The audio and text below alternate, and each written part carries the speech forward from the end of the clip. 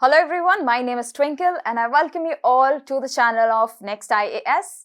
I hope all of your preparations are going well for the upcoming Prelims 2022. Well, I'm here to help you out with certain important questions which are expectedly important from the Prelims 2020 point of view, right? And yeah, today we'll be discussing another set of 10 questions. And it's not just about discussing the questions, but we'll also just dig into the topics which is relating to the question, right? So let us start with question number 1. With the reference to the Saraswati River, consider the following statements. Well, this question mainly relates to the subject of geography. It relates to geography. So what are the statements given about river Saraswati? It says it was mentioned in the scripture Rig Veda, later Vedic and post-Vedic text. We'll check.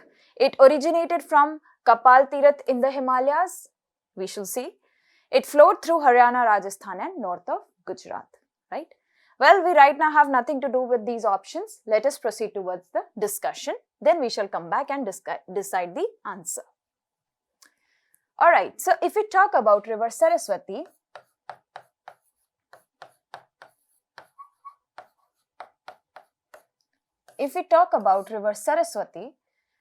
we will first see some history about river Saraswati. What is the history behind this river? Next, we will see the origination. Okay. Next, we should see some research which scientists have done and what has been found in the research. Next, we will talk about the revival of the river. Okay. So this is what will be the discussion flow.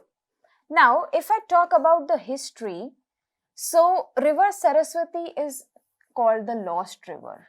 It is called as the lost river. Why? Because it is lost. Because it is lost. And why did this happen? So it is said that this happened somewhere 4,000 years ago, okay, because of the tectonic shift. Because of the tectonic shift, okay, the river was receiving water from the Himalayas. The river was receiving water from the Himalayas, okay, and because of the tectonic shift, the water path was obstructed. And eventually the river stopped receiving water, right? And one fine day, it disappeared because of no passage of water in the river channel. This is something which is considered, okay? Now, if we talk about the origination of this river originates from the Tirath in Himalayas.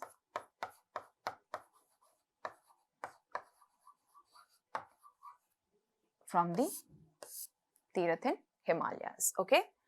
So, let us see this. So, what happens is, it originates in the Kailash. It originates in the Kailash, right? This is the origination point. It flows towards the south, okay, to Mansarovar, right? And then flows towards the west, okay, covering the states of Punjab,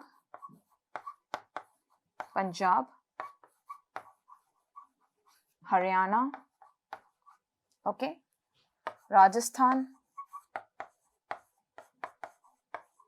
and Gujarat, right? So this is considered to be the path of river Saraswati, okay? And now if we see this path, this path is followed by river Ghaggar. This path or this channel is followed by river Ghaggar, and it is said that river Ghaggar, okay, the modern day river Ghaggar is actually river Saraswati. Okay, the modern day river Ghaggar is actually river Saraswati. That is what it is considered, right? And as river Saraswati was flowing there, I told you the first reason was it was flowing through Himalayas and there was obstruction in the water path, and eventually what happened was there was desertification, in between, and the river vanished. That's the thing. Okay, I hope this much is clear. Now if we talk about the research part, okay, so the scientists have taken a sample of the sand of river Ghaggar, okay, and in the sample it was found that there is an abundant quantity of white mica,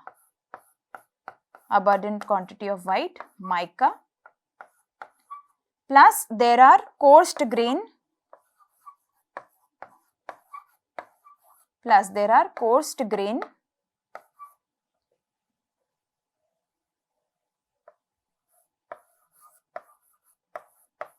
grey and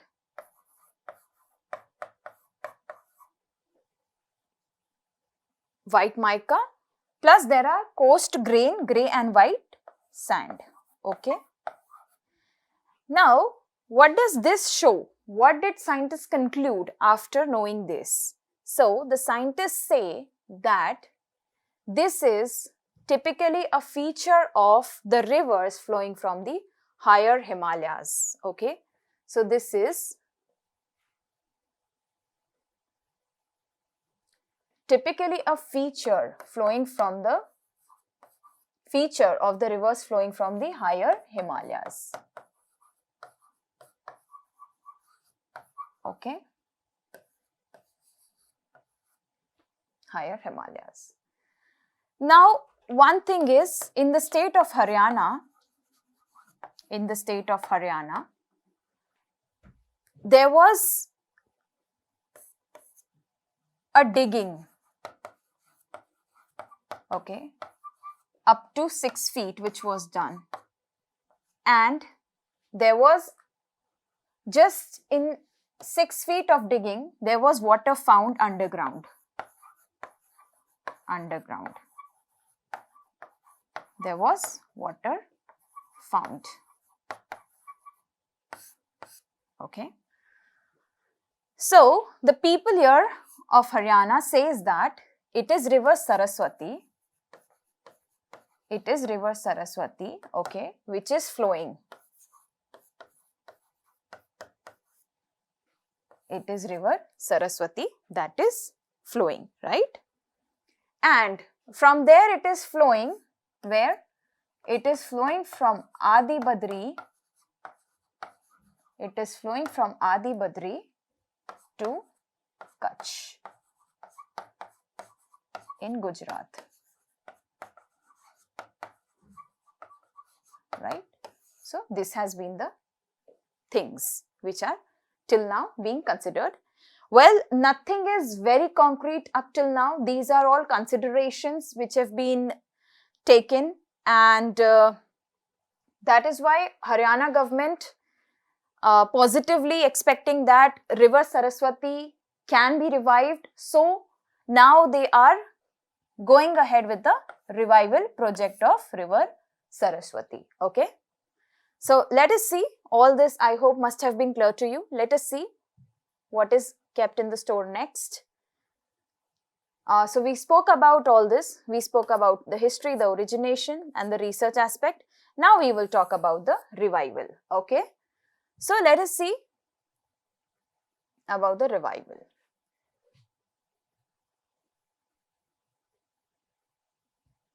If we talk about the revival, okay, because of which this is in news, okay. The entire context of this question is because it is in news, because Haryana government along with Himachal Pradesh government,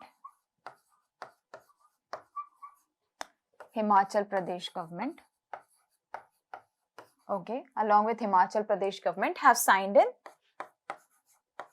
an MOU, Memorandum of Understanding, to revive river Saraswati.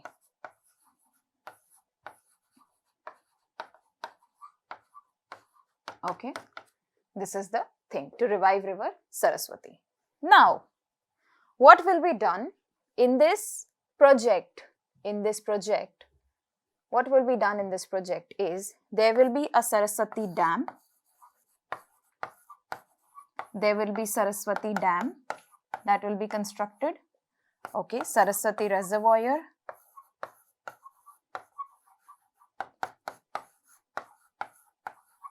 Saraswati reservoir will be constructed. Saraswati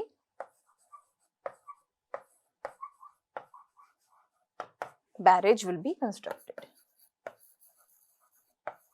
Barrage will be constructed in this project. And where will this dam be constructed? It will be constructed in the Adi Badri area, which is in Yamunanagar district. Yamunanagar district. Yamunanagar district of which state? Haryana. Okay. So this is the thing. I hope this much has been clear to all of you. Okay. This is all about the revival, because of which it is these days prominently, this is in news. River Saraswati is in news, right? I hope this is all clear to you. Let us go back to the question. We've covered everything, the outline. Let us go back to the question and check what could be the answer, right? So, we said that it was mentioned in the scripture Rig Veda and later Vedic period. Okay. So, one more thing I would want to tell you, that this river finds its mention in the Vedas. Okay. And why am I saying that? Is because this river, it is finding its mention in the book 6 of Rig Veda.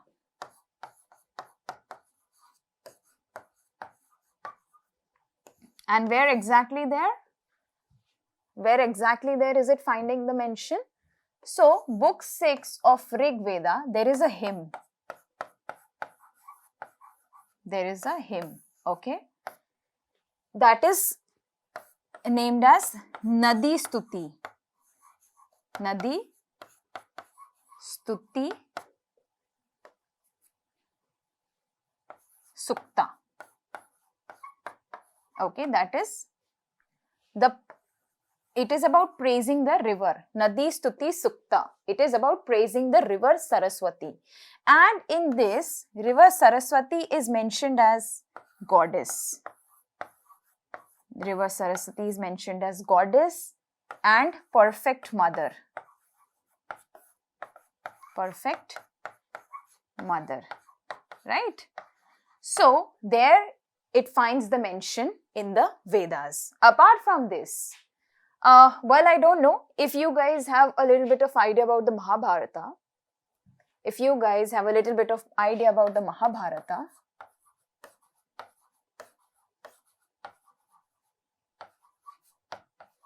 okay. So, in this also there is a mention, the Kuru Vansh, we call it as the Kuru Vansh, was located around this area, around river Saraswati.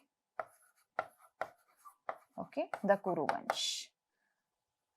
So, this is another belief. Okay, I hope this must have been clear to all of you.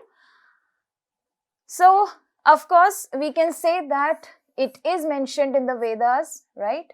It is mentioned in the Vedas. So, we cannot deny the statement because there are certain evidences which actually supports the statement when it comes to its mention in the Vedas. Okay. So, this statement stands to be correct. Okay. It originated from Kapal Tirath in the Himalayas in the west of Kailash. I said yes. Okay, we discussed at this point that how is it originating? Originating in the Kailash, moving south to Mount Mansarovar, then taking the west, okay, then flowing through Punjab, Haryana, Rajasthan, Gujarat, and then going to the Western Sea, right? It flowed through Haryana, Rajasthan, and north of Gujarat, okay? I explained this to you. So, just for your remembrance, this is the origination, this is Kailash, okay? Flowing towards the south, towards Mansarovar, okay? Then taking a west, okay, and covering Punjab, Haryana, Rajasthan, Gujarat, and then going to the Western Sea, the Arabian Sea. The Arabian Sea, okay? It went and it gets merged there, okay? So, this is correct, it flows to Haryana, and this is but obviously correct, okay? So, the right answer is D, option 1, 2 and 3, all are correct, okay? I hope this must have been clear to all of you. I have a little bit of details on the map to just, let you imagine the entire flow. So, let us check. Yeah, so this is what we are talking about. So, it's originating, it's flowing through Punjab, okay? It's also flowing through Haryana, it's not mentioned here, Haryana is also there. Then it's going through Rajasthan and then Gujarat, north of Gujarat, okay? And then going to the Arabian Sea, okay? So, this is what we are talking about, the Saraswati River, okay? Now, let us take a look at question number 2. The question number 2 says, with reference to World Trade Organization, WTO, consider the following statements. It's talking about World Trade Organization broadly. It recognizes developing nations relying on classification by the UN-based criteria that are reviewed every 3 years. Bangladesh, currently classified as an LDC, least developed country, has a per capita GDP that has surpassed India, right? Let us check. Let us leave everything aside and move towards a discussion part, right?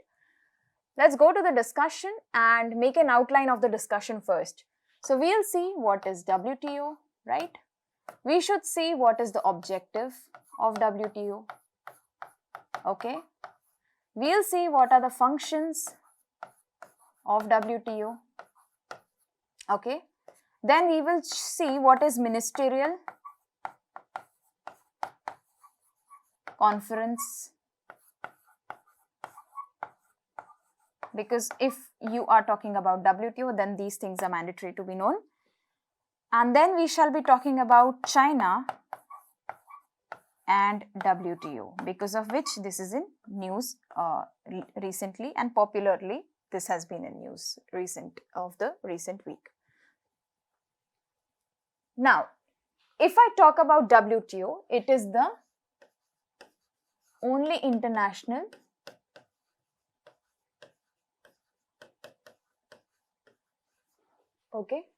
organization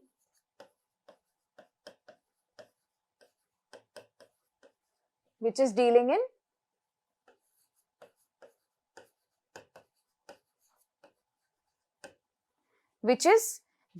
the rules of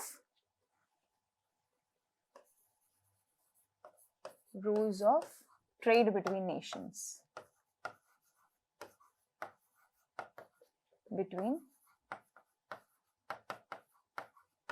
nations. Right? So, it is the only international organization which is dealing in rules of trade between the nations. I hope this is clear to all of you, right? So, this is about World Trade Organization. Next, if we talk about the objective, its objective is to have a smooth, is to facilitate smooth trade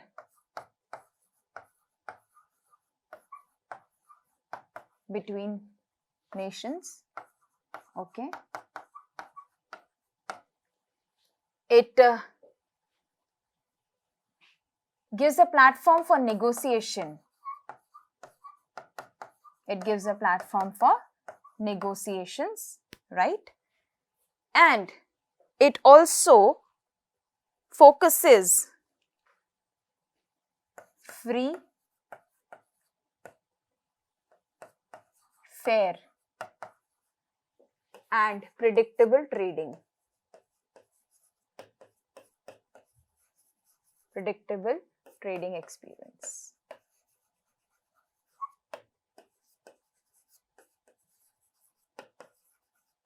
Right? So this is all about the objective. Now we need to know the functions. What is the function? What is the function of WTO? So like I said, it is about providing a good trade experience globally, right? So it conducts the forum for negotiation for the members. Forum for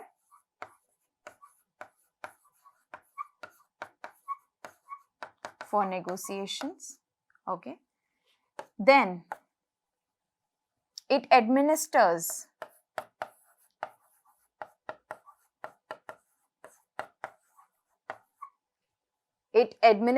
the trade policy. It administers the trade policy. It provides technical and training, technical support and training to the developing nations, to the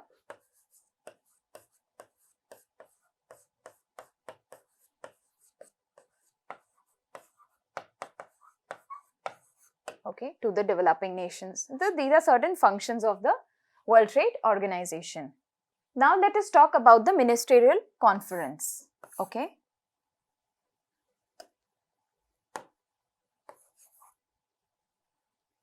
So if I talk about the ministerial conference, what is this? This is the topmost body. Topmost body, okay, for decision making.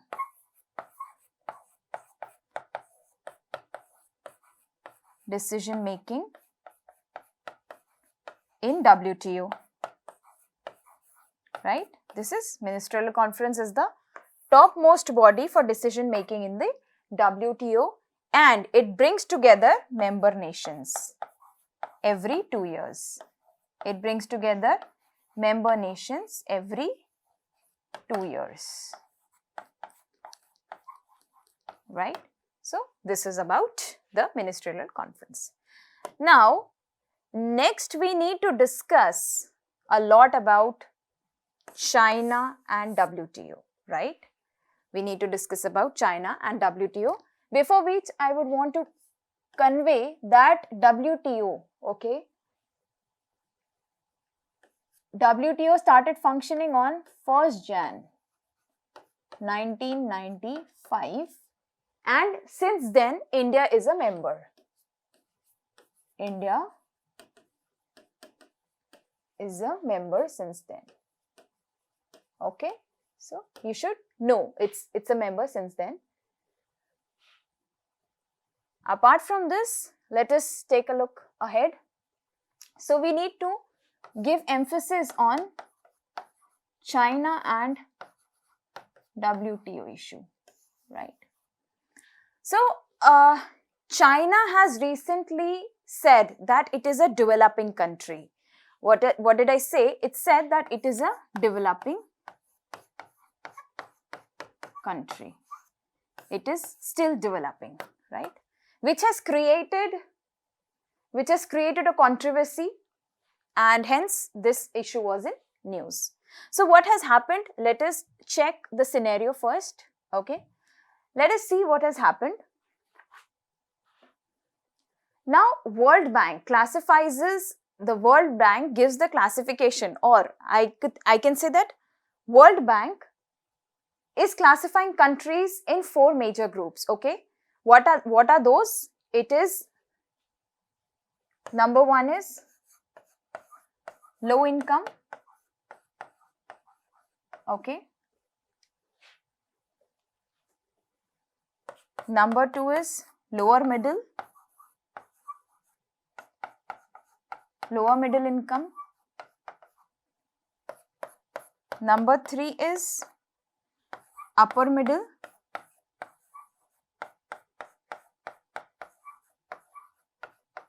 And number 4 is high income.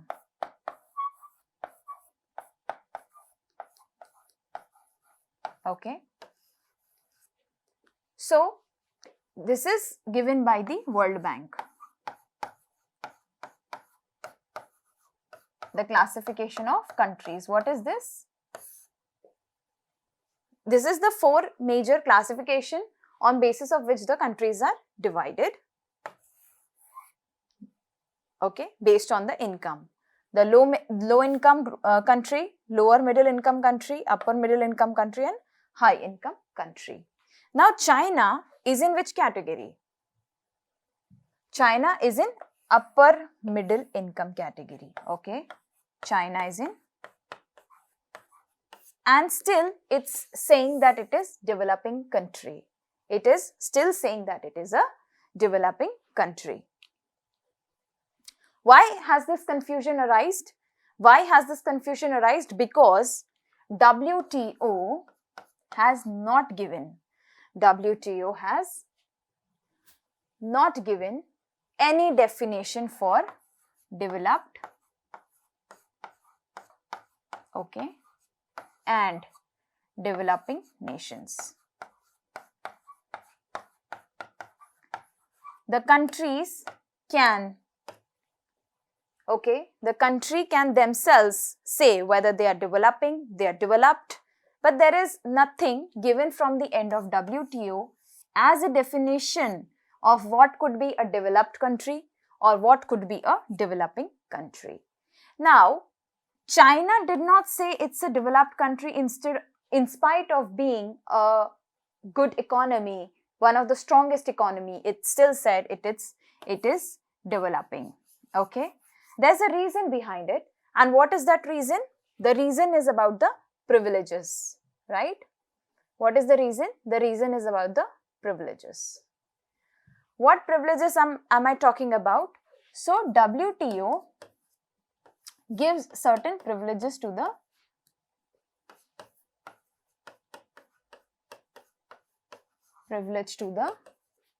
developing countries, gives to the developing countries. Okay. Now, China actually must have thought that there will be certain trade concessions, some privileges given to China, should be given to China if it claims itself as a developing country. But countries like India, countries like Australia has opposed this decision or this declaration of China that it is a developing country, right? Now, there is one thing. Either China should withdraw, okay, this statement that it is a developing country, or else it should refrain itself from taking any privileges given to the developing countries, right? So, there has been 2 proposals given. Either you stop declaring yourself as a developing country or you refrain yourself. Or you refrain yourself from taking any advantages of the developing country, right? Yeah. So, if I am talking about this word privilege, it means S and DT. Okay. What is it? It is S and DT. S and DT. What is this? This is special and differentiated treatment. What is it? Special and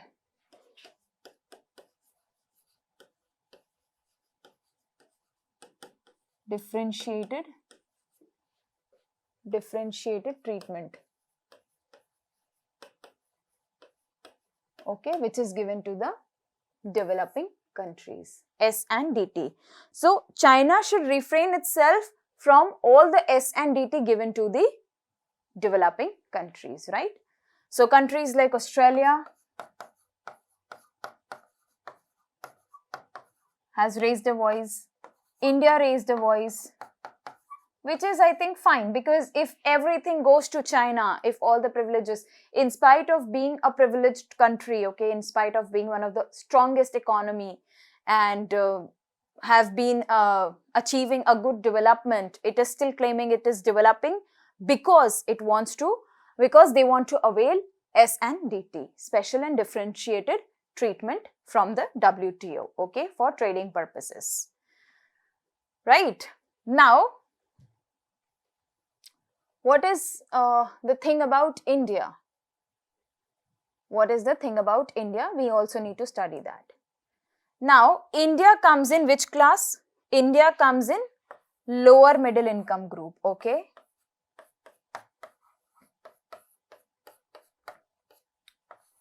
And this is on which basis? This is calculated on the basis of GNI. What is GNI? Gross national income.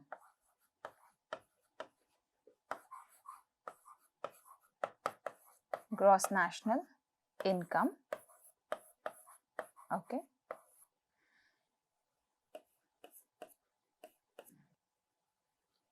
It is calculated on GNI like I told you. And what is GNI? Money earned by people and business of nation. People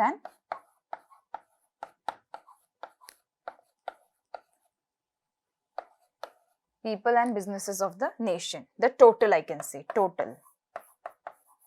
That is GNI, okay. And on that basis, it is calculated and it's given on July 1. When? On July 1, okay. So, that is all about the thing. So, I hope this must have been clear to all of you. Now, the next we need to know about Bangladesh, okay. Next, we need to know about Bangladesh.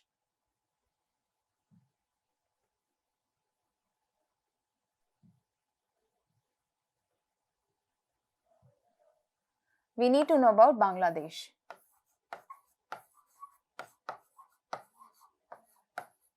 Okay. So, Bangladesh recently got into the category of LDC, least developed country, okay. Bangladesh recently got in the category of least developing country, okay, and this is currently the status which is given to Bangladesh. But by the year 2026, okay, by the year 2026, it will surpass India. It will surpass India, okay, as its per capita income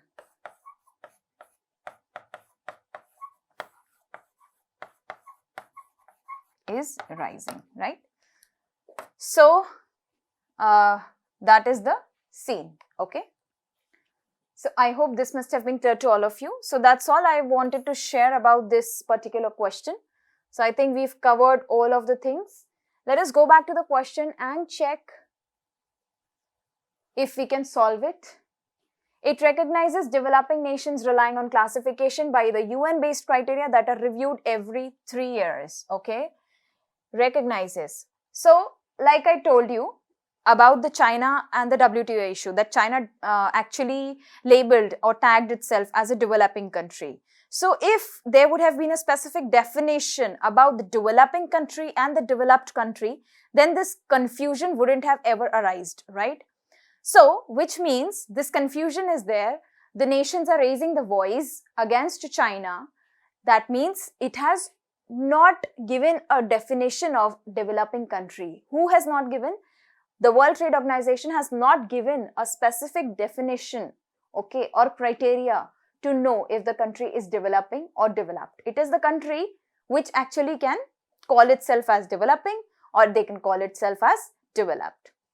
And China smartly called itself as developing to avail the S&DT, okay, special and differentiated treatment, just for the trading purpose.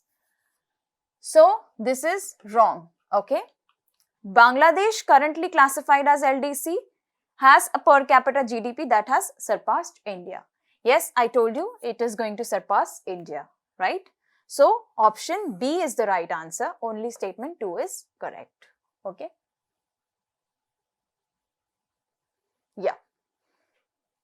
By the year 2026, as its per capita GDP has risen. Okay. So, of India in the financial year 21. I hope this is clear to all of you. Yeah. So, let us proceed with question number 3. Here we are talking about a personality, okay, which has been in news recently, or there might have been some event which relates to this particular personality. Let us check. Well, in 1899, he established the Belur Mutt, which became his permanent abode, and Netaji Subhash Chandra Bose had called him the maker of modern India. Okay, he is also tagged as the maker of modern India. He has been credited with raising interfaith awareness and bringing Hinduism to a global platform in the 19th century. He preached Neo-Vedanta. Okay, this is a term, we'll see what is that term. So, about Neo-Vedanta, it is an interpretation of Hinduism through a Western lens and is believed, okay, and he also believed in combining spirituality with material progress. This was the trait of a personality, okay. So this is describing a personality. Now, Belur Mutt, as soon as we say, this is, I think, a key word here, okay. So we are mainly talking about the founder of Belur Mutt. And who was he? Was he Raja Ram Mohan Roy? No. Ishwar Chandra Vidyasagar? No. Swami Vivekanand? Yes. Ramakrishna Paramhansa? No. Okay. So we are talking about Swami Vivekananda in this question. This personality is Swami Vivekanand, which we are talking about. And Ramakrishna Paramhans, okay. Ramakrishna Paramhans was the guru of Swami Vivekanand. Okay. So Ramakrishna Paramhans was the guru of Swami Vivekanand, and the founder of Belur Mutt is Swami Vivekanand, and he is also called as the maker of modern India. And who gave the tag? Netaji Subhash Chandra Bose gave the tag. Okay. And he introduced Hinduism on the global platform. Swami Vivekanand is popularly known for a speech that he delivered at Chicago, okay, World's Parliament on Religion, that was conducted in Chicago, and his speech was popular, was very popular at that time, and he is popularly known for that particular speech which he delivered. He represented Hinduism and India on that global platform, okay. Now, Neo-Vedanta is interpretation of Hinduism through a Western lens. Swami Vivekananda always preached that with material growth, okay, with materialistic progress, spirituality should be incorporated. And that was one of his teachings and one of the paths that he has given to the youths, okay. And he always preached, okay, he always preached about living a life full of purity, okay, life full of purity, and he always emphasized on improving the life quality, okay.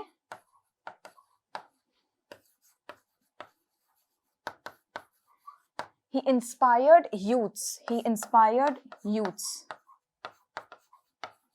okay. And we also celebrate the National Youth Day.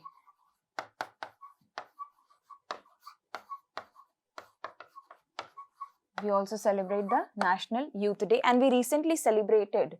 When was it? It was on January 12 in the year 2022. Yeah, we celebrated on January 12th to regard Swami Vivekananda for all his contributions that he did for the improvement of the life of the youths and preaching his teachings to the youths and to the audience and whatever contribution he is given globally for the improvement of life quality. Okay. Now, if I talk about some literary works of Swami Vivekananda. So, we should be knowing about the Raja Yoga. It's a popular literary work by Swami Vivekananda. The Raja Yoga, okay, the Karma Yoga, and the Janana Yoga.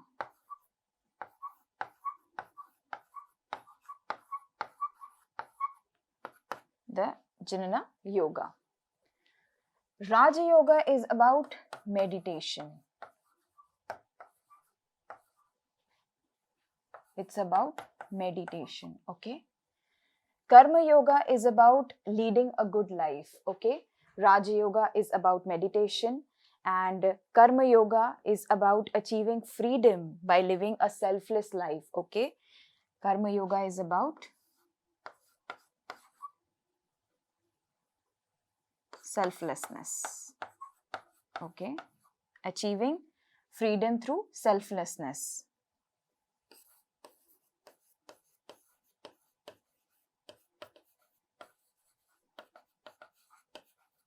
Through selflessness, okay. And if I talk about Janana Yoga, it is about knowledge, consciousness.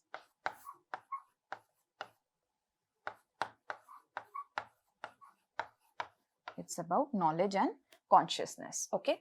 So, Raja Yoga, Karma Yoga, Janana Yoga are all the literary works of Swami Vivekananda, okay. He preached about yoga to the Western world. He preached about yoga to the Western world. Western world, okay. He toured around India to give lessons to the youths, to the audience, okay, about leading a nice, good life. And he also joined the Brahmo Samaj. He also joined the Brahmo Samaj. And he got himself dedicated to spread literacy, okay, and he got himself involved and dedicated in spreading literacy, because according to him, literacy is the factor which can change the nation and which can give better life to the people of the nation, right? So this is one thing. And if we talk about the Belur Math,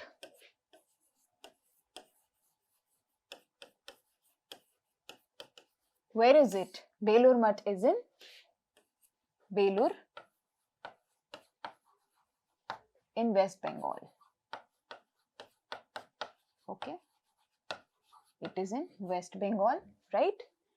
And it's actually, you know, if we see, it's on the western banks. Western bank of river, which one? If I talk about Hooghly River, so this is one thing that should come to your mind, that Belur Math is also located there. Western bank of river Hooghly, right? So I think all these things are about Swami Vivekananda, and when he returned back to India, he built Belur Math, right? Another thing is, previous to this name Swami Vivekananda, he was known as Sachidananda.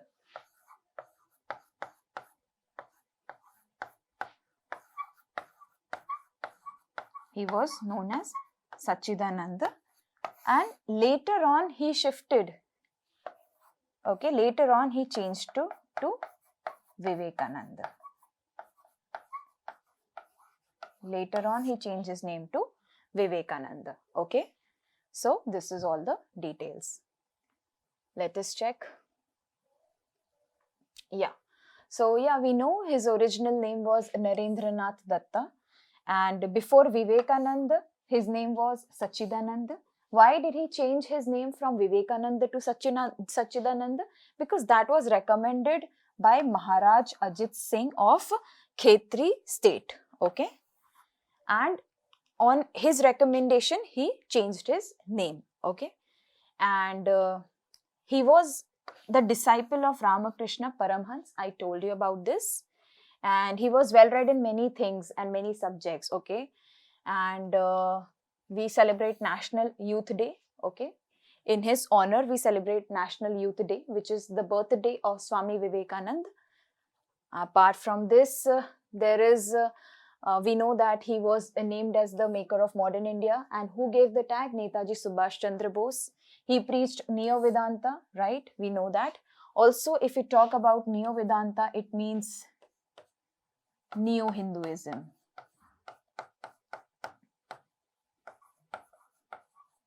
It means Neo-Hinduism, or we can say Hindu Universalism.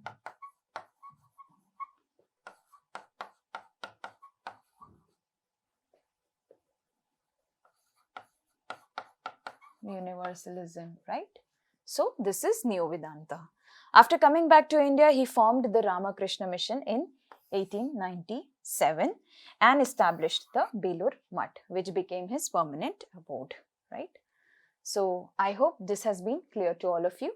So this was all about the personality we were discussing, the very honorable Swami Vivekananda. Going ahead with question number 4, let us take a look.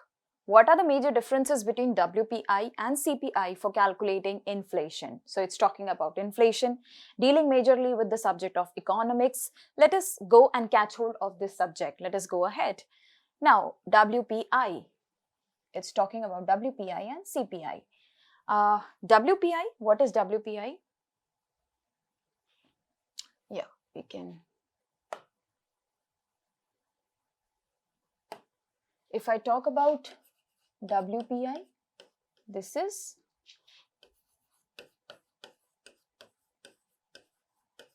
wholesale price index. Price index, okay? And if I talk about CPI, this is consumer price index.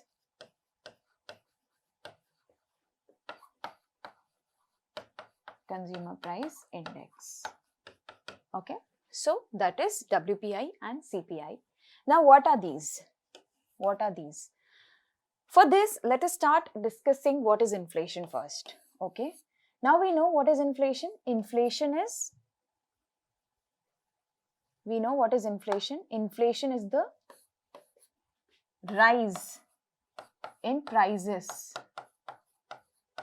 of the commodities.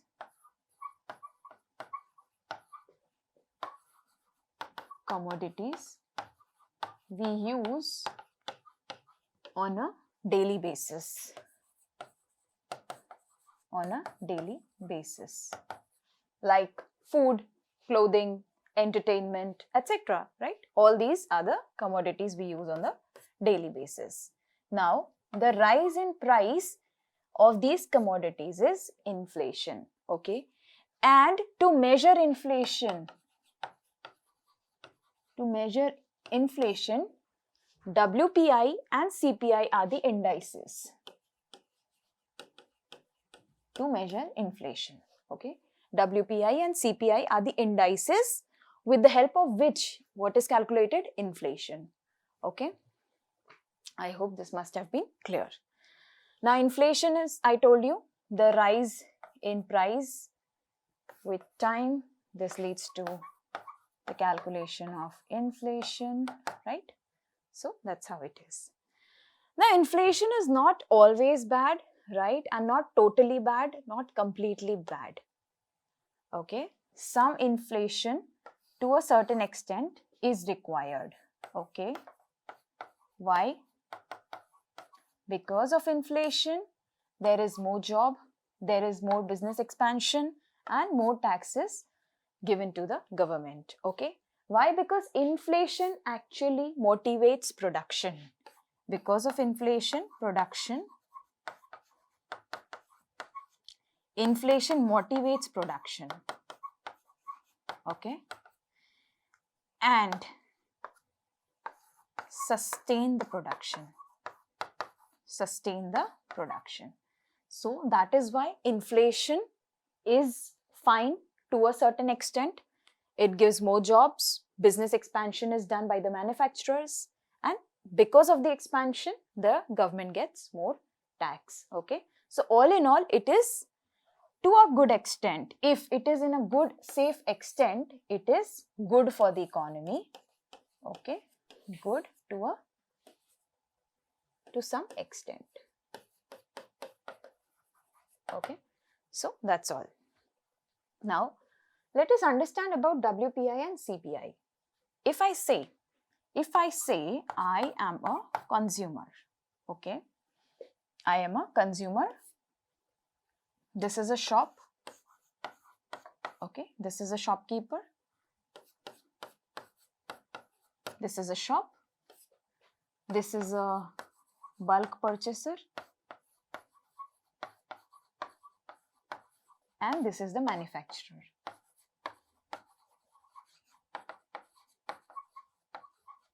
Okay, this is a factory or something. This is a factory. Okay, this is a factory.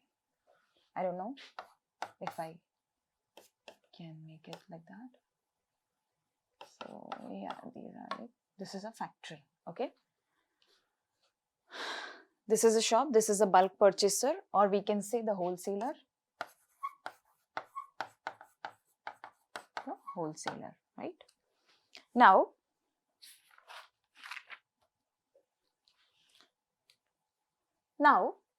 this is the consumer end. What did I say? I said this is the consumer. Okay, this is the consumer. And here at the manufacturer end is the WPI. Okay, this is the wholesaler. Okay, the WPI end is here, which is the wholesale price index. It's always at the manufacturer's end. The consumer's end is the CPI, the consumer price index, right? Now, the government keeps a watch, okay? Just taking an example, for example, if you purchase some dal, if you purchase some kind of dal, okay, for an amount of 70 rupees 70 per kg, did wholesaler get the same quantity of the same commodity in the same price? No. The bulk or the wholesaler would get it for rupees 60 to 65 per kg, right? Now that's the difference. Okay, so that is the wholesaler's price is different. The consumer's end pricing is different. Okay, the government keeps a track of both the prices at CPI at this end and WPI at this end. Government takes into consideration, okay, both of it, and that is how WPI and CPI is derived, and we use them to calculate inflation in India. In India, okay, to calculate inflation.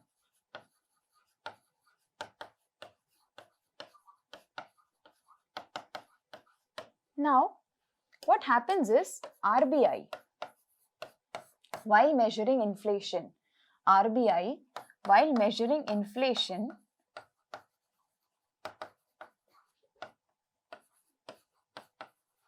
considers WPI or CPI?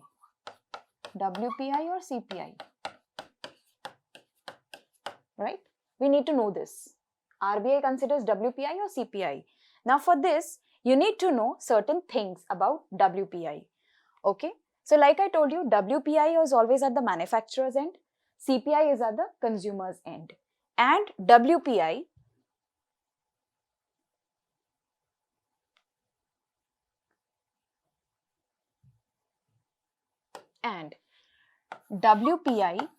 may not include many services, like it might not include healthcare. It might not include healthcare, education, okay, rents, Okay, so WPI does not include, whereas CPI includes all this. Okay, CPI includes all these services also. So that becomes one reason why RBI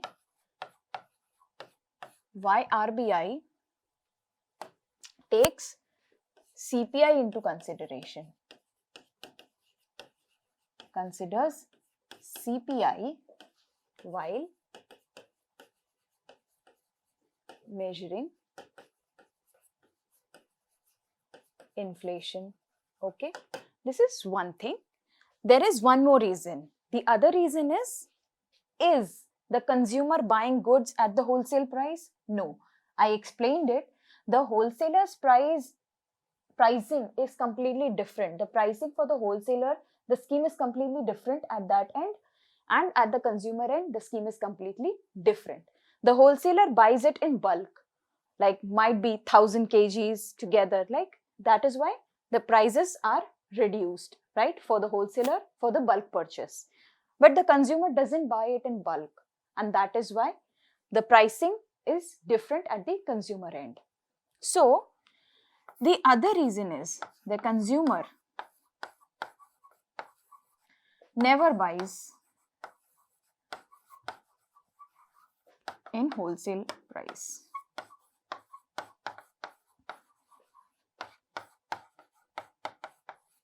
And that becomes the second reason why RBI doesn't take WPI in consideration, because it is wholesale price index, but it takes the consumer price index in consideration while measuring the inflation. I hope this must have been clear to all of you, right? So that's all. Well, we'll see a comparison between WPI and CPI. Maybe you guys get better clarity after that, right? WPI, I told you, it amounts to the average, whereas it indicates the average change. Okay, it indicates the average change. This focuses on goods. Okay, it's about the goods which is done between the two businesses. Okay, business houses we can say, but it is about the purchased goods by the consumers. CPI is at the consumer end, that's why it's purchased, because consumer is the purchaser.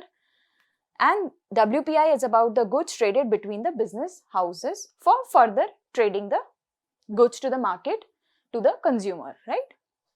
It is published by the Office of Economic Advisor, and this is given by the Central Statistics Office, right? Measurement of inflation, this is the first stage, right? This is the first stage of transaction, whereas this is the final stage. Of course, when we saw the chain, we saw that the manufacturer is the origin, right? So that becomes the very first stage. The manufacturer's end, the wholesaler's end. That is the first transaction stage.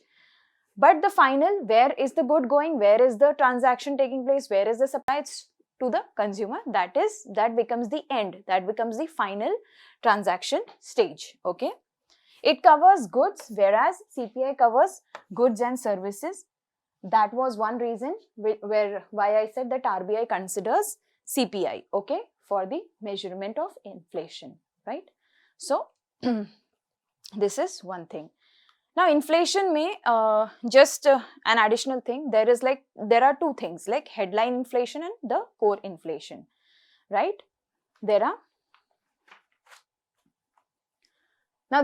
two things in inflation: the headline inflation and the core inflation. For the policy making purposes by the bodies, okay, by the government, for the policy decision making, the core inflation is considered. Headline inflation is never considered. Okay, so this is one thing you need to keep in mind. And to make any future strategies, okay, to determine anything economics, from the economics perspective, the economist and the strategy makers use the core inflation and they take that into consideration, but not the headline inflation. Okay, I hope you remember this. So that's all about this question. Let us take a look at the options. WPI data is published by NSO? No, we just saw that it is not published by NSO. It is published by the Ministry of Commerce and Industry, right? So it is the other way around. WPI is this. Okay, I'll just give a color coding. And this is for CPI. Okay, so that is why this is not correct. Okay, had it been the vice versa, this option would have been correct. WPI takes into account the change in the price of goods only, while CPI takes into account the change in process of both goods and services, right? Goods and services both are involved in CPI. But for WPI, it's only about the goods. Okay. So this statement is correct. This is not correct. Only B. Okay. So that's done. We are done with the question. Yeah, B is the correct answer. We've checked it all. Okay, so let us take a look at question number 5. It's talking about the dance form of Kathak. Let us read what the question says. With reference to Kathak dance, consider the following statements. It is the only form of classical dance wedded to Hindustani or North Indian music. Only, okay, only form. The dancers wear heavy ghungroos. It consists of shape bends of the upper or lower body part, okay. So, number 1, it is true that it is the only dance form which is having a combination of Hindustani or the North Indian music, okay. The classical dance wedded to Hindustani and the North Indian or the North Indian music, and this is true, okay. This is very true. Also, if we talk about the dance form of Kathak, it has a link, okay. It has links with the, if we talk about the dance form Kathak, it has links with the Muslim culture, a unique synthesis of Hindu and Muslim genesis in art, okay. It has a good combination of the Hindu and Muslim genesis in art, okay. So that is one thing.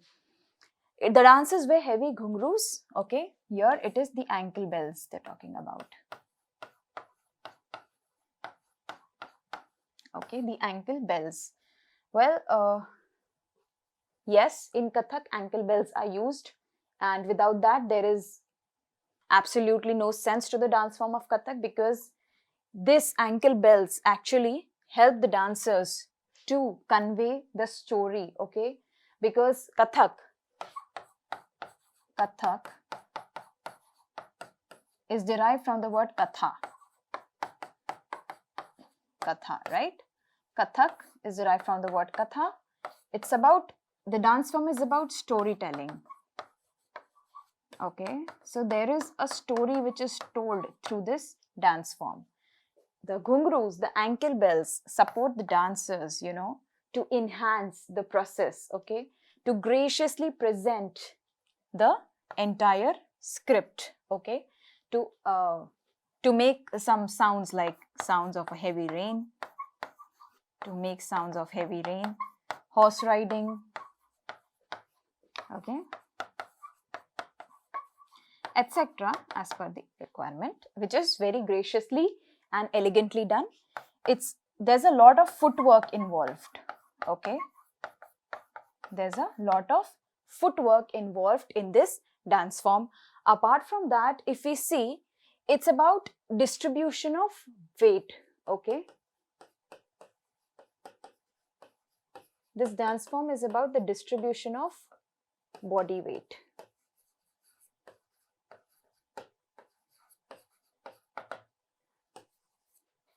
Vertically and horizontally, right? And we also read in the option that it's about the bends in the body, which is wrong. It's completely about distribution of the body weight, which is performed in a straight posture. The footwork is performed in the straight posture, okay. So there are no significant bends as such involved in this dance form, okay. So that statement stands to be not true in this particular question. Now, during the time of Wajid Ali Shah, okay, Wajid Ali Shah, who was the last, we can say, who was the last emperor of Awadh. Emperor of Awadh. Okay. This dance form grew like an art form. Okay. So it was considered as a significant art form during the time of Emperor Wajid Ali Shah of Awadh. Okay. So this is one thing. And during the 15th and the 16th century, during the 15th and the 16th century, 15th and the 16th century, this art form grew and it got evolved. This art form evolved, we can say evolved, okay, and it was practiced in the courts of the Mughal emperors and along with the nobles, okay, and in the courts of the nobles, the Mughal emperors, and it evolved. And it was highly assisted by the Bhakti movement. Also, the contribution, okay, the contribution of Bhakti movement to the art form of Kathak. Art form of Kathak is significant.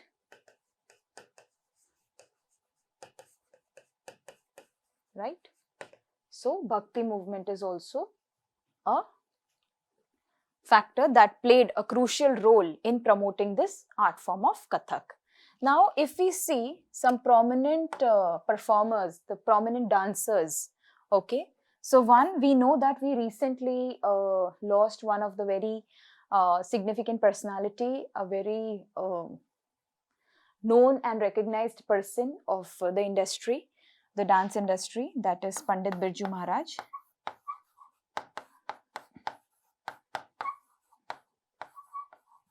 Okay. Pandit Birju Maharaj, right? And so he's one prominent name when we talk about the Kathak dancers. The other one is Sitara Devi. Okay, Sitara Devi. So these are some famous Kathak dancers, right? So that's how it is. Let us check which option would be fine. Yeah, like I told you, this is true. They use ghungroos. This is also true. And it consists of sharp bends. This is wrong. It doesn't consist of any bends, but it's about more of a straight posture with a lot of footwork and a lot of grace and elegance. Okay, and that's how the performance of this dance form is done. And there's a recitation of todas, tukdas, okay, and bowls, which is taught by a professional to the students. Okay, so 1 and 2 are correct. Only 1 and 2. Okay, this is done. Yeah. So like I told you, is the only dance form. Yeah. Even if there is an extreme word, don't consider this to be wrong. Hinduism and Muslim genesis having Muslim culture, we discussed this, and there is a use of ghungru which is done to, you know, create sounds of running train, heavy rains, sounds of the horse riding. This adds more beauty to the performance, right? And the performance, since it is more about storytelling, it enhances the effect, okay? And there's a good connection between the audience and the dancer, okay? Full foot contact. Okay, it is of prime importance with no sharp bends. There is no sharp bends, like I told you, of the upper or the lower body. Okay, and it's about the equal distribution of body weight vertically, horizontally, right? I was telling you it's about spins, it's about nazakat, the elegance and grace that I told you, the padhant and chanting of bowls, todas, tukdas by the dancer. Okay, for which they are professionally trained. So I hope this question must have been clear to all of you. Let us go ahead. This is the picture of late Pandit Birju Maharaj, right? And we recently lost Pandit Birju Maharaj. So, yeah, let's go ahead now. With reference to Buddhism, consider the following statements. Okay, with reference to Buddhism, consider the following statements. We're talking about Buddhism here. Ashoka sent Arhat Mahinda to spread the teachings of Lord Buddha in Sri Lanka. Okay. Mahinda or Mahindra, somewhere it's Mahindra, somewhere it's Mahinda. Okay, So Arhat means a recognized saint in Jainism or Buddhism. It's about a saint, okay, a saint-like person. And Mahinda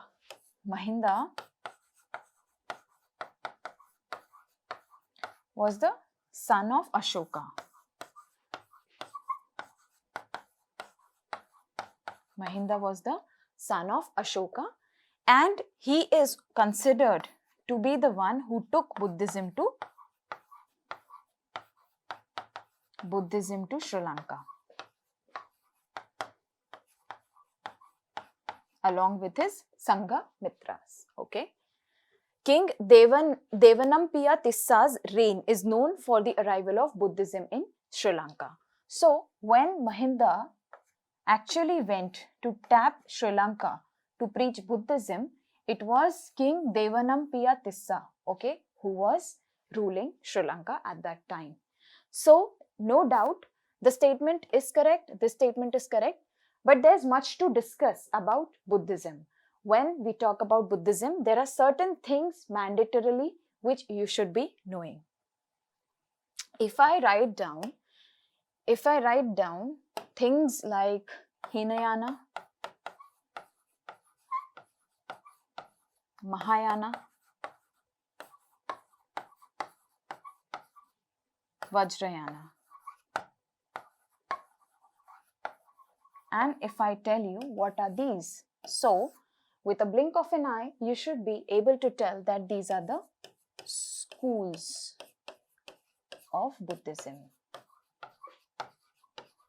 Okay, so you need to know all three of them, the Hinayana, Mahayana, the Vajrayana. Okay, so this is one part.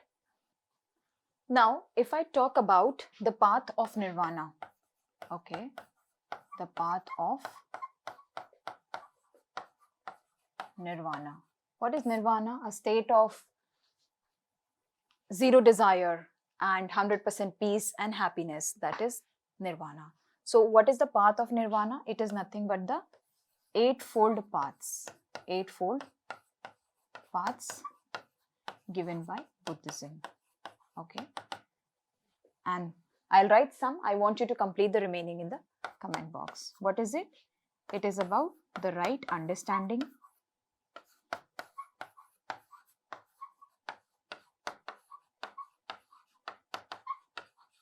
it is about the right understanding, the right thought, okay, right thought, right speech. I wrote 3 and I want you all to complete the remaining in the comment box, right? So there are 8. You must know all of it, okay? So we can complete 8 parts. It's about right understanding, right thought, right speech, right livelihood. It talks about right effort, right mindfulness, and right concentration, okay? So these are the 8 parts. You should know about it, okay?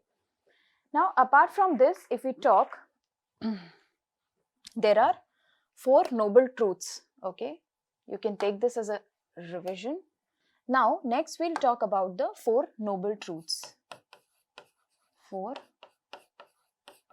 noble truths, okay?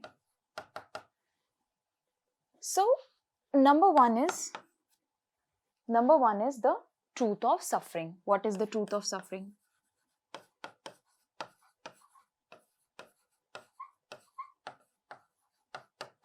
Truth of suffering. Number 2 is the truth of cause of suffering. Truth of cause of suffering. Okay, you need to know. Number 3, I know this should go on in your head along with me while I write. The truth of end of suffering. Truth of end of suffering. Right? And the 4th one is truth of path, okay? Path of the end of the suffering. Path of the end of the suffering, right? So you should not forget this, the Four Noble Truths. Okay. Now, apart from this, what is more important whenever we talk about Buddhism? What is more important? What is more important when we talk about Buddhism? Now, when we talk further about Buddhism, there's one important thing which is also asked in the examination and which is mandatory, that you cannot ever forget this: the four Buddhist councils. Buddhist councils, okay?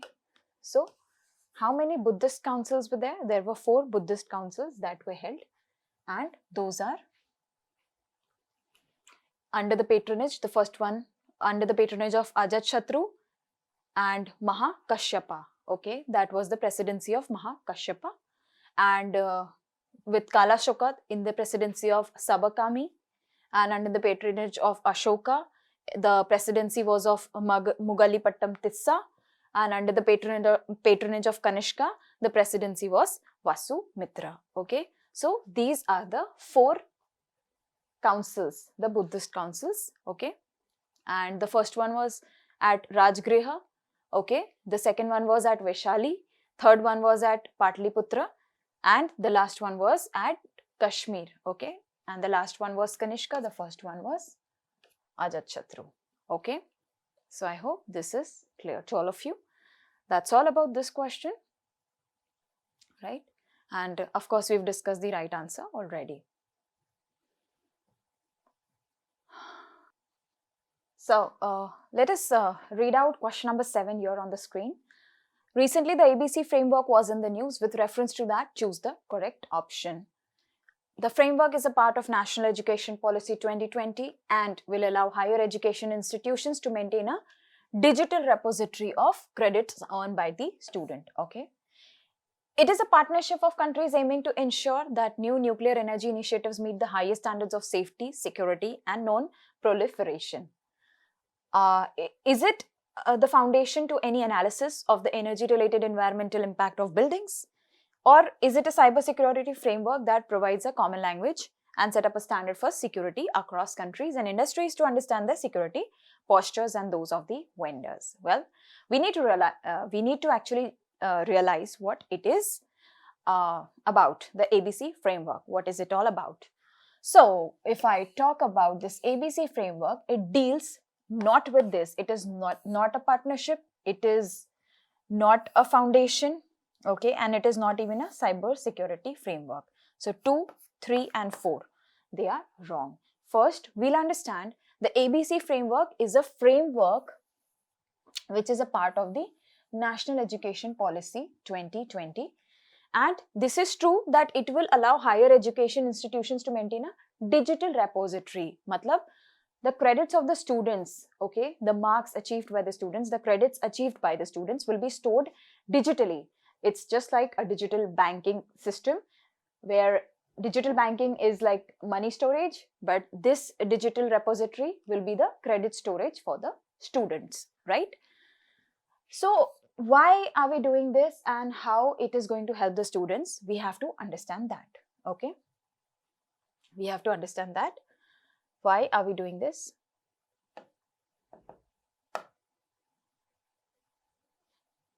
So, if I talk about the ABC framework, okay, so it is a part of the National Education Policy 2020, okay, and it will be functional from the current academic year. Current academic year, which is 2021 and 2022, right? So it will be active from the current academic year itself. Now, the second, you need to understand that it is set up by UGC, the University Grant Commission, the University Grant Commission, okay? And which institutions can avail and which institutions can incorporate this framework? Currently, we need to know that as well. Okay, so the institutions which are in the top 100 ranking by NIRF. Okay, National Institutional Ranking Framework, NIRF. Okay, so the institutions which are in the top 100 ranking, which is given by NIRF, I'll just mention here. It is National Institutional Ranking Framework.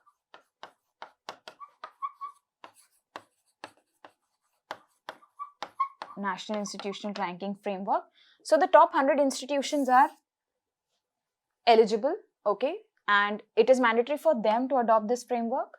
Apart from that, all the institutions which are given A grade by NAC, okay, all of the institutions that have gained the A grade in NAC, okay, what is NAC? It is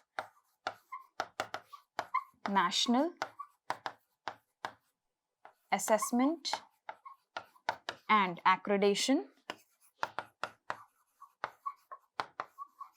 Council. So they will be adopting this framework from the current academic year 2021 and 2022. Now, around 290 institutions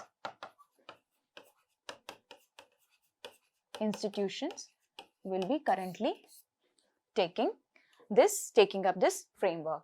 Now, what will happen is that this ABC framework will enable a student, to pursue a course. A student can pursue a course, higher education institution, in a higher education institution, one course in a year in one institution, and can change the institution. The credits will be carry forwarded, okay? So the student can continue. The student does not need to restart the preparation, but even if the student is changing the institution, the credits will be carry forwarded.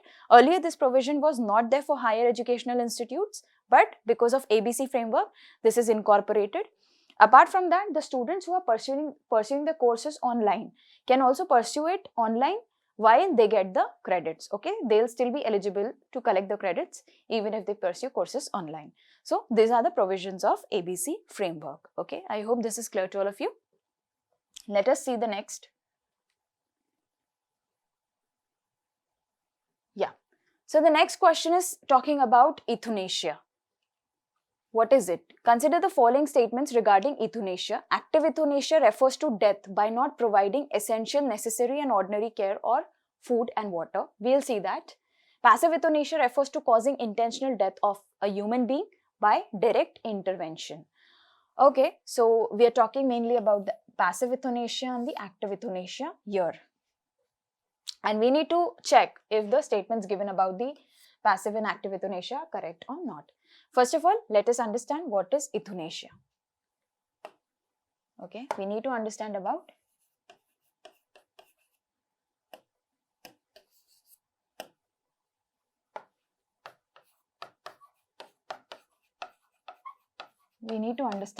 euthanasia. Okay, now euthanasia is one is voluntary,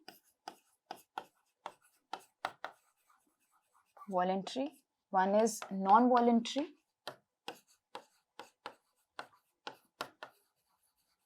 and the next is involuntary. Okay, so voluntary means with the consent of whom? Consent of the patient, with consent of the patient. Okay, non-voluntary means no consent, because the patient is in not a state to give consent. Okay, involuntary is just murder.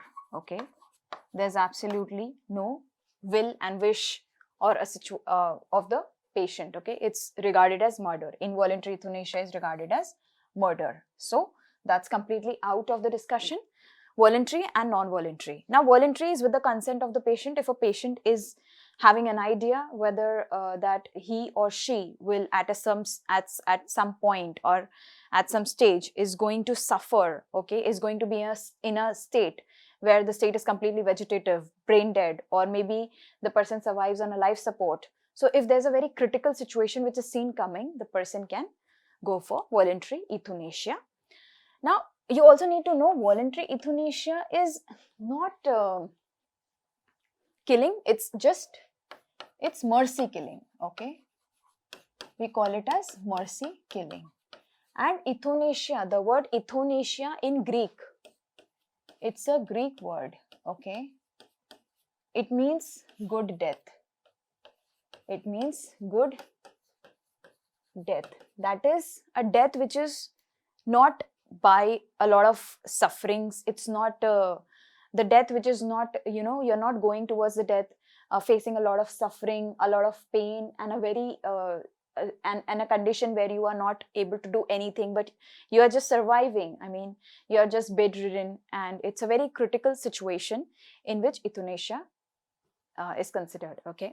Now, you need to understand that euthanasia, all of the euthanasias are further divided into passive and active euthanasia, okay? So we'll talk about passive and active euthanasia, okay? So in passive euthanasia, it is indirectly done, we can say. Indirectly, like maybe removing the life support,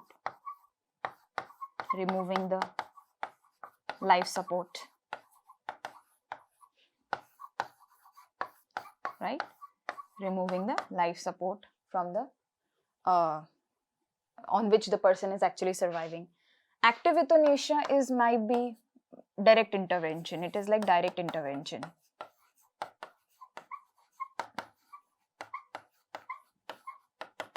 So in this, what happens is maybe injecting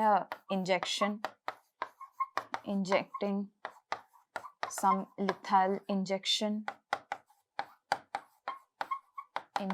or some kind of drug, right? So it is a direct intervention by giving some lethal injection or drug to take away the life of the person and get the person and set the person free from the sufferings. Passive euthanasia means, you are removing the life support. It is done indirectly, or maybe you are just pausing, or you are just holding back to the medication. You are just holding back to the medication, okay? So that's passive euthanasia. And here it is active euthanasia. Voluntary euthanasia is legal in countries like Belgium, in countries like Netherlands, okay? And but in India, it has been a subject of controversy. So when we talk about euthanasia, there's something coming to your mind, and it has to be there. So euthanasia, when we talk about euthanasia, it's about the Aruna Shanbag case, okay? Aruna Shanbag case. Now, who was Aruna Shanbag? Aruna Shanbag was actually a nurse who was serving in the hospital based in Mumbai. She was the victim of sexual assault, after which she couldn't recover, okay, because she was put to a situation where she suffered a vegetative state for 42 years. And looking at the sufferings, there was a request which was given to the Supreme Court that she should be given euthanasia so as to get her out of the sufferings, because her condition was completely in a very painful state, and she was just bedridden for like 42 years. Right. So in Aruna Shanbag case, the Supreme Court gave a very landmark decision of saying that they can allow passive euthanasia. Of course, active euthanasia is not permitted. Passive euthanasia was then considered, and the laws, to frame the laws accordingly, it was said in the Aruna Shanbag case. But Aruna Shanbag did not come to a stage where she was given euthanasia. She died naturally, okay? After some years, she died naturally, and that's how it is. So that was a landmark judgment case. Apart from this, there are certain controversies which relates to euthanasia. There are certain religious controversies. Okay, there are certain religious view coming in between, because someone says that euthanasia cannot be given. Someone's life cannot be taken, because life is a gift of God, and you are spoiling the value of life, and because it's a gift of God. Plus, the sufferings are karmas. Okay, it's because of the karma that you suffer. So it's again a controversy there. There are certain ethical dilemmas. Okay, ethical statements are coming. So ethical statements say that if you take away life, so that is reducing the value of the sanctity of life. And next, it is harming the society. Okay, it's putting a society in a very sloping condition where the value of life is just ignored and it's taken for granted.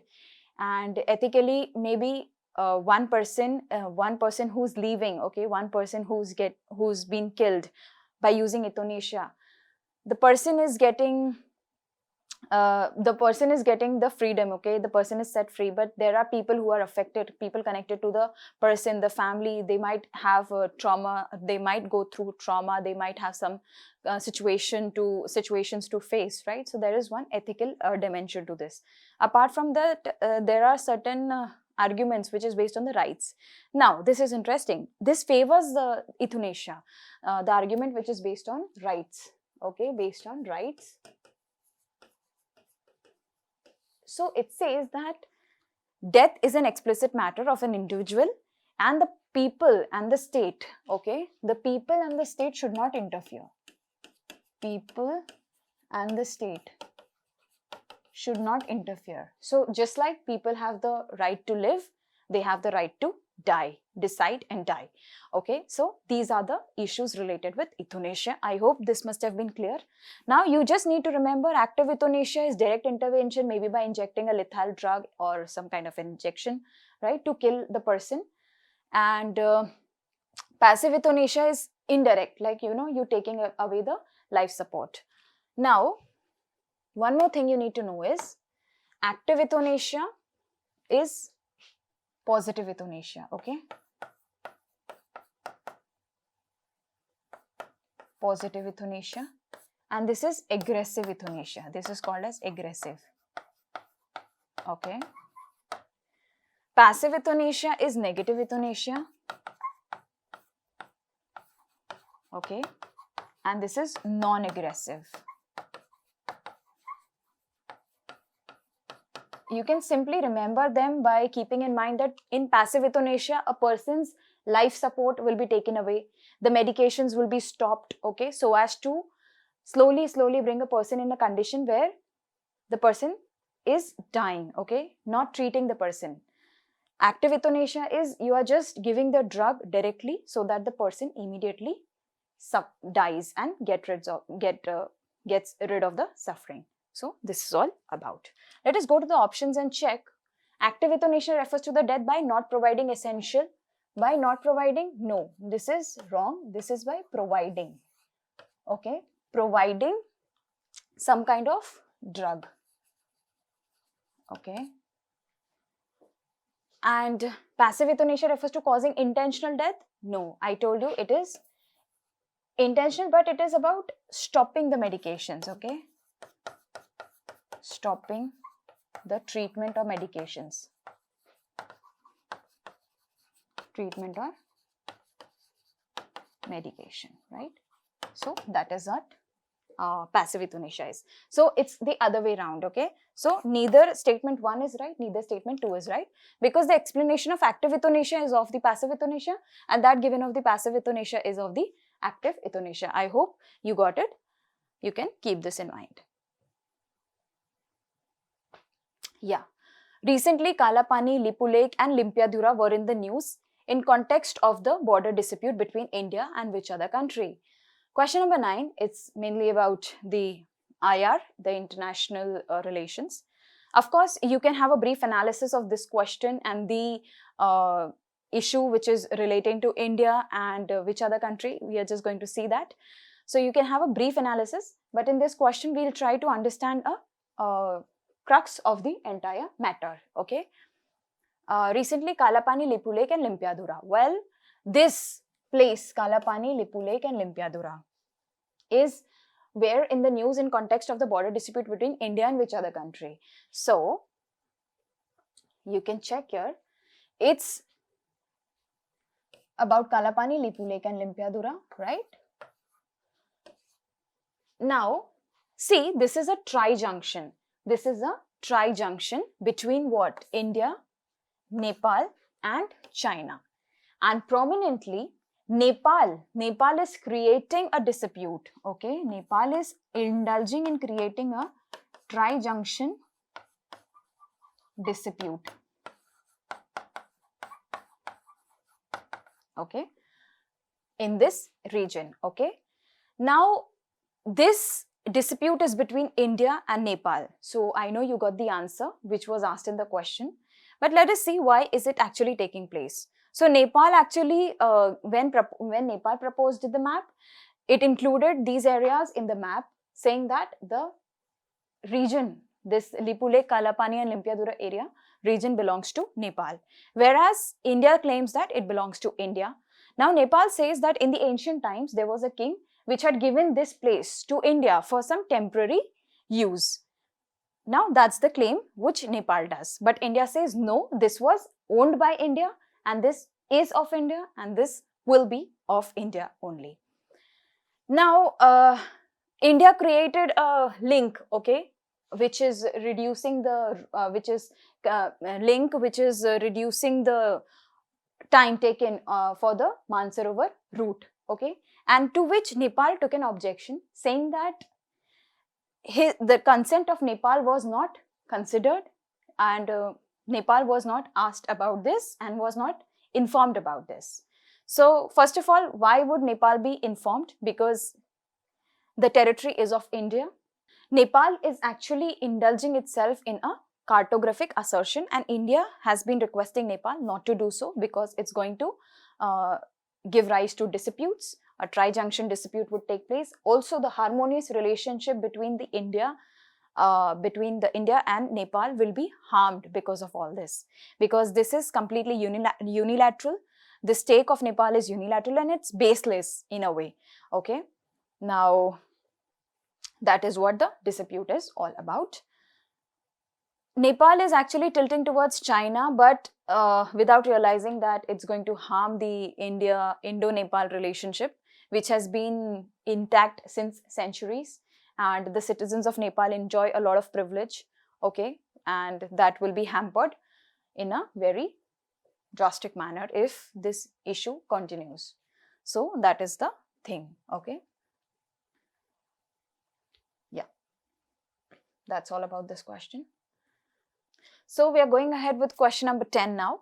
Question number 10 says the term Great Reset, which was in the news recently, is associated with which organization?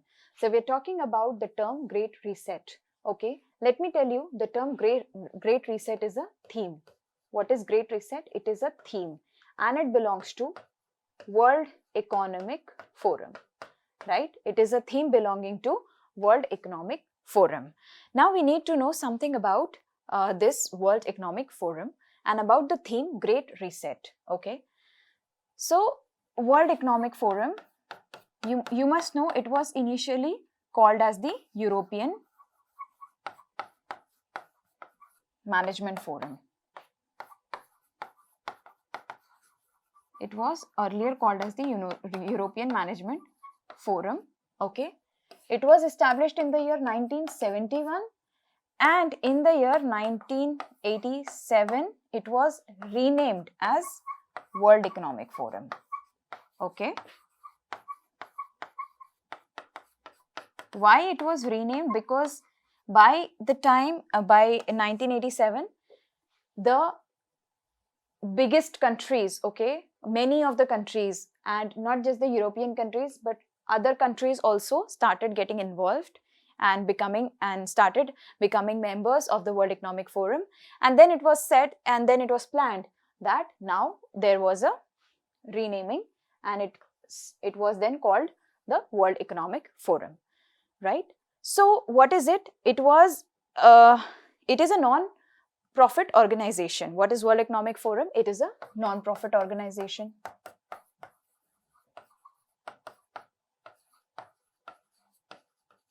Okay.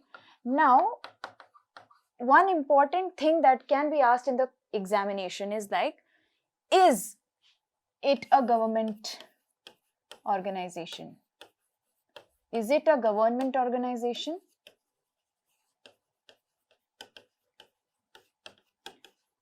Okay.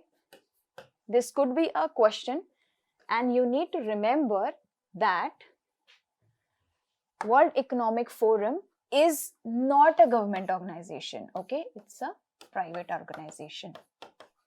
Okay, it's not a government organization, it's a private organization. This could be a question. Okay, this could be asked somewhere. So this is one important point about the World Economic Forum.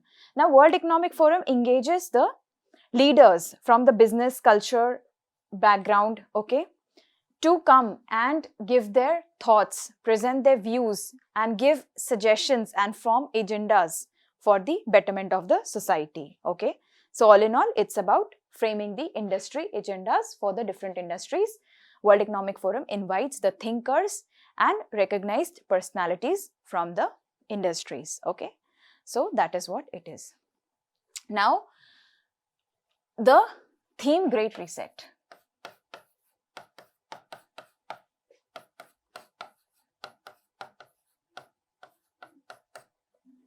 So this theme, Great Reset, is about, resetting everything, because the world has gone through a lot after this pandemic, and this is actually urging to jointly come and work for the improvement of the society, for the improvement of the conditions which has been caused, okay, globally because of the pandemic. So that is why this thing.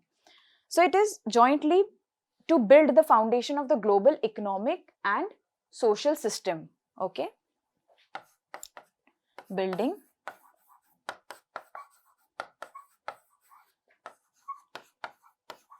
global economic and social system.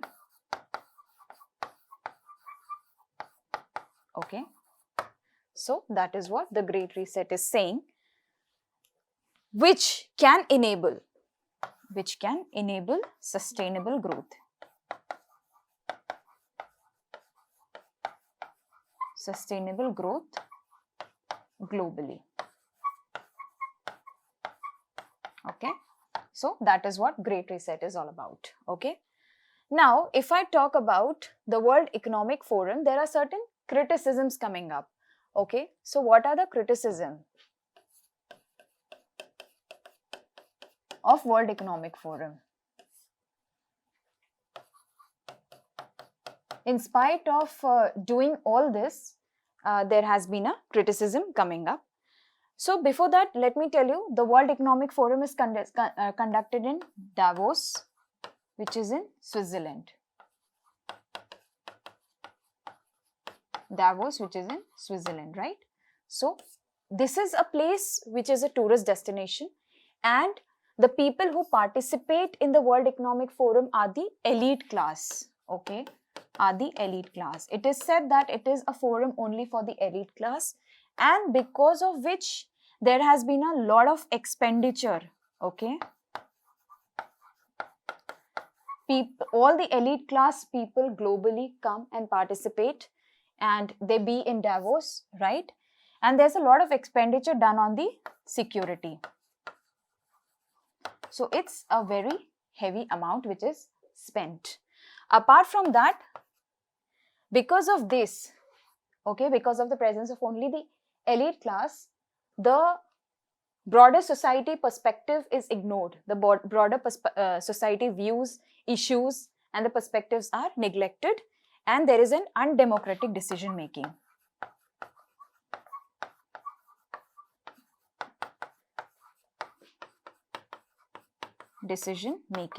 And it is just about the elites deciding about the elites. Yeah, so this is one thing. Now there's also something which is called as the Summer Davos. What is it? It is the Summer Davos. And where is this conducted? This is conducted in China. China hosts this Summer Davos. Okay, so So previous to summer Davos, there was only winter Davos. Okay, previously there was only winter Davos. After winter Davos, summer Davos was introduced, which is hosted by China. Okay, now that is the thing. So I hope this must have been clear to all of you. And there's just one point to be noted, that World Economic Forum is not a government organization. It's a private organization, non-profit organization. Okay, that's what you need to remember, because this can be a thing which is coming. Now, I want you to do a small little activity. We were talking about the World Economic Forum in this question. There are certain reports which is given by the World Economic Forum. So, World Economic Forum is the publisher of certain reports, and some of them I will name, and the few you have to go to the comment box and write down as many as possible, as many as you come to know, the reports which are published by the World Economic Forum. Okay, so I'm expecting that all of you go and read out the reports which are given by the World Economic Forum, because that's important. There can be a question which wherein you get some 3 to 4 reports, and it is asked that which of this is given by World Economic Forum or which of this is not given by World Economic Forum. There could be a possible question on this part. So reports like Global Gender Gap Index, it is given by Global Gender Gap Index. Okay, Global Gender Gap Index. Okay, this is given by World Economic Forum. Then Human Capital Index. Okay, Human Capital Index. This is also given by World Economic Forum. So 1, 2, and there are so many. So I want you to go to the comment box and write down some indexes that you come to know, which is given by whom, which is given by the World Economic Forum. Okay, so that is the task and a small little activity that you all need to do. And like I always say, keep learning, keep exploring, and keep motivating yourself. So let's learn together, let's grow together, and let's crack together, right? And this is me, Twinkle, signing off, and shall meet you back again with another set of some important questions and topics for discussion. Till then, you guys take care. Bye-bye.